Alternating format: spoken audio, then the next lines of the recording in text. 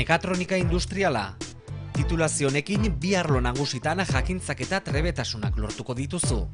Produkzio makinen konponketa eta mantenua, eta makinen muntaia eta puntuan jartzea. Era labur batean titulazio honekin honako hau ikasten da. Makinak muntatu, doitu eta puntuan jartzen. Automatismo elektriko, neumatiko eta hidraulikoak aztertzen, konfiguratzen eta garatzen. Sistema automatiko programagarrien kontrol programak garatzen.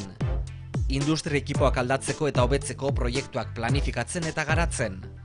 Segurtasun planak aztertzen eta ebaluatzen.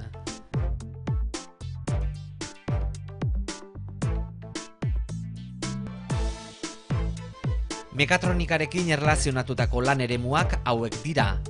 Makina zein linea automatizatuen muntaia egitea. Produkzio industrialeko makinen mantentzen lanak egitea.